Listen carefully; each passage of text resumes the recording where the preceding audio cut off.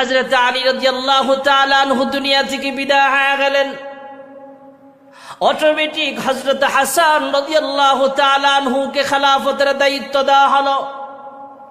হযরত হাসান রাদিয়াল্লাহু তাআলা আনহু ছিলেন আল্লাহর হাবিবের নাতি, আলীর সন্তান। হাসান হুসাইন দুই ভাইয়ের ব্যাপারে আল্লাহর হাবিব রাহমাতুল লিল আলামিন অনেক ভবিষ্যৎবাণী দিয়েছিলেন।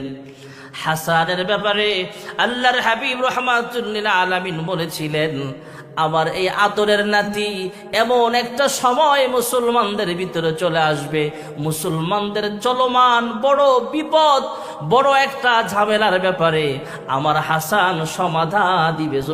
সুবহানাল্লাহ। মুসলমানদের ভিতরে বিশাল বড় ঝগড়া, মুয়াবিয়ার একদল, আলীর আর একদল। এক পর্যায়ে বিদ্রোহীরা আলীকে হত্যা করে ফেললেন, মুয়াবিয়াকে হত্যা করতে পারে নাই। আলীকে হত্যা করার পর হযরত হাসান রাদিয়াল্লাহু তাআলা আনহু খেলাফতের দায়িত্ব গ্রহণ করলেন।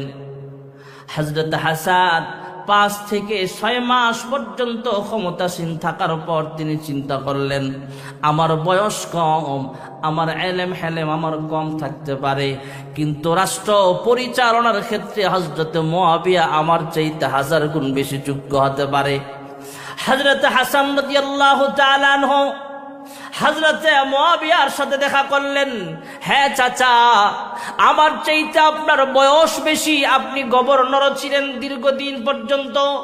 হ্যাঁ মুয়াবিয়া, হ্যাঁ চাচা, আমি হাসান ক্ষমতাসীন দলের লোক হতে চাই না, তথা আমি খলিফা হতে চাই না, খলিফা থাকতে চাই না।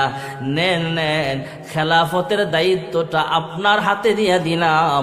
সর্বপ্রথম আমি হাসান আপনার হাতে হাত রেখা বায়াত হলাম। জোরগণ সুবহানাল্লাহ। হযরত হাসান রাদিয়াল্লাহু তাআলা আনহু খেলাফতের দায়িত্বটা মুয়াবিয়ার হাতে তুলে দিলেন। হযরতে মুয়াবিয়া রাদিয়াল্লাহু তাআলা আনহু 10 বছর পর্যন্ত খেলাফত চালাইলেন। 41 সাল থেকে নিয়া 41 হিজরি থেকে নিয়া 49 বা 50 হিজরি পর্যন্ত রাষ্ট্র পরিচালনা করলেন। এক পর্যায়ে হযরত হাসান রাদিয়াল্লাহু তাআলা আনহু দুনিয়া থেকে বিদায় হয়ে গেলেন।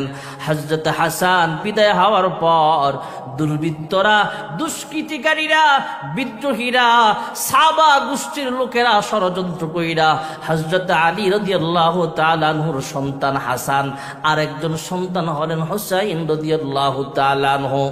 হযরত হুসাইন রাদিয়াল্লাহু তাআলা আনহুর কাছে চিঠি লিখলেন, হ্যাঁ হুসাইন, আল্লাহর হাবিবের নাতি, আপনি জীবিত থাকতে মুয়াবিয়া কিভাবে খলিফা হয়, আপনি আসেন, আপনি মিশরে চলে আসেন, কুফায় চলে আসেন। আপনি আয়েশা, হাসানের মারা গেছে, হাসান দুনিয়া থেকে বিদায় হয়ে গেছে, আপনি তো আল্লাহর নবীর নাতি, দুনিয়াতে বেঁচে আছেন, আপনাকে আমরা খলিফা হিসাবে গ্রহণ করে নিব। হযরত হুসাইন উল্টা চিঠি লিখলেন, আমার আব্বার সাথেও তোমরা দুর্নীতি করেছ, হাসানের সাথেও দুর্নীতি করেছ, ওসমানকেও তোমরা হত্যা করেছ, আমি তোমাদেরকে ভালো করে চিনি, তোমরা উল্টা পাল্টা বক্তব্য দিয়ে লাভ নাই, আমার চাইতে বেশি যোগ্য মুয়াবিয়া। জোরগণ সুবহানাল্লাহ। হযরতে মুয়াবিয়া রাদিয়াল্লাহু তাআলা আনহুর শাসনামল আরো 10 বছর, প্রায় 20 বছর শাসনামল হযরতে মুয়াবিয়া শাসন করেছেন বিশ্বটা।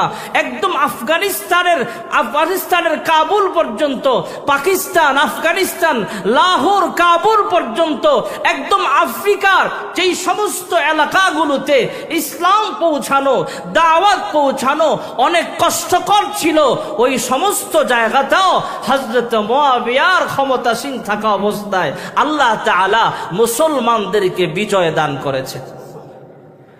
সেই বিজয় অব্যাহত ছিল। আস্তে আস্তে স্পেনে মুসলমানরা 800 বৎসর রাজত্ব করেছেন। এই ভারতবর্ষে মুসলমানরা 400 বৎসর রাজত্ব করেছেন। সুবহানাল্লাহ কন্যা। সামনের জুমায় বাকি কথা আপনারা শুনবেন। আল্লাহ তাআলা মুসলমানদেরকে আবার বিজয় দান করবে। আল্লাহ তাআলা হযরত ওসমানের মতো, হযরত ওমরের মতো, হযরত আলীর মতো নিবেদিত প্রাণ হিসাবে আমরা যেন ইসলামের কাজ করতে পারি, আল্লাহ তৌফিক দান করেন। সকলে বলে আমিন।